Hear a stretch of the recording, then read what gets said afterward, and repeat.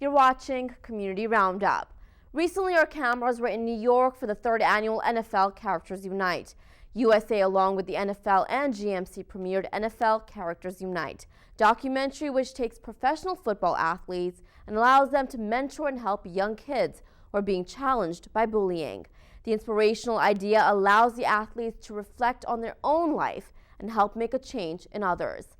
In one of our last editions of Community Roundup, we brought you a look at the red carpet of this event. Tonight, we take a look at the roundtable discussion. Here's the story. Characters Unite is an initiative that makes it a point to stop bullying. By giving young kids who have been bullied an opportunity to work with athletes who have had similar experiences in their life, helps them realize that they aren't alone. Hi, I'm New York Giants wide receiver Victor Cruz. 3 years ago, USA Network and the NFL teamed up with one goal: to help bring an end to bullying, discrimination, and hate. What we tried to do each year with one documentary, GMC opened our eyes to, you could do this all season long. You could bring on more players, you could do this at a community level, you could not only change one kid's life, but you could connect to entire communities. And we are unbelievably grateful with the players, because at the end of the day, it's hard to get tackled and it's hard to tackle, but it's a lot harder to sit in a room in an intimate environment with a kid who's looking at you as a hero and tell him that with your pads off and everything else, you're just like them. NFL stars Charles Tillman from the Chicago Bears and Ray Rice from the Baltimore Ravens describe their own personal experiences. I think it happened once or twice when I was younger, and I just remember going to school one day, and it was a certain group of kids, and obviously being a military background, moved into the city, and just, you know, kids making fun of you. Why do you talk like that? Why are you dressed like that? Things like that. And I just remember hated going to school, and I couldn't wait for my dad to get stationed somewhere else so we could move out of the school, and I was able to go to a new school. Once I met my little buddy Malachi, and heard his story, and I opened up to him, and he realized that I've been through some things as well, and he opened up to me, and it's kind of like a match made right there. And you know, a lot of my story came from just hearing the word "I can't."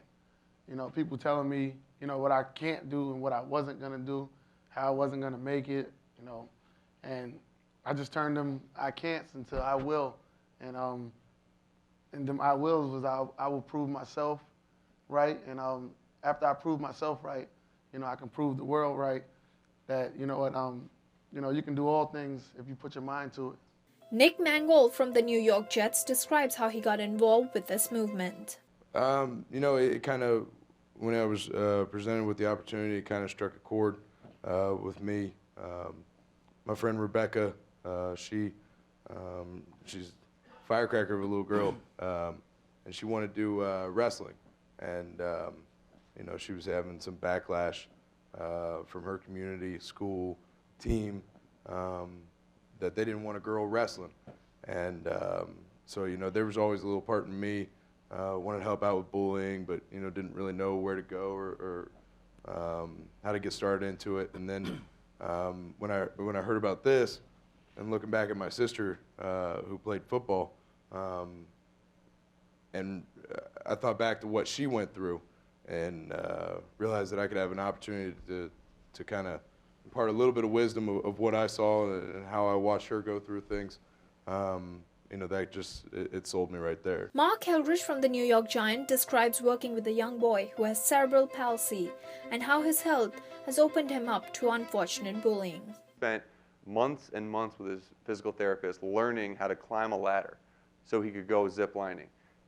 He gets the day before the trip, and his teacher pulls him aside and said, "I need to talk to your mom, Elijah. I don't think it's a good idea if you go on this trip."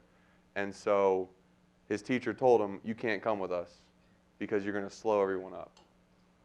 And that sort of thing destroyed his confidence. He was devastated. And I talked to him about this, and he said, "It was one thing that I thought I could do to be like everyone else." Yeah. And not only did the kids tell me I couldn't do it, my teacher told me I couldn't do it. Meanwhile, Randall Cobb from the Green Bay Packers highlights a change he made in his own life, from going to being in the wrong crowd to changing his way of life, and the sudden shocking moment which brought him to his realization. I think the defining moment for me was my junior year in high school. One of my childhood friends was murdered across the street from my house, and I walked out the door. I didn't know, it was in the middle of the night. I walked out the door, headed to school. I started my car. I went back in the house, got my sister, and my sister's 7 years younger than me, so she was in elementary at the time, and she looked across the street and was like, "What is that?"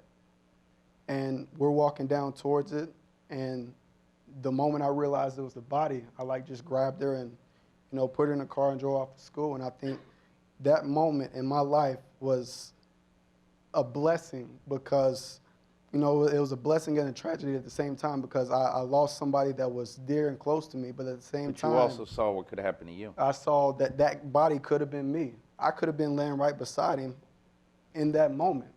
So I think being put in moments and situations like that to derail your route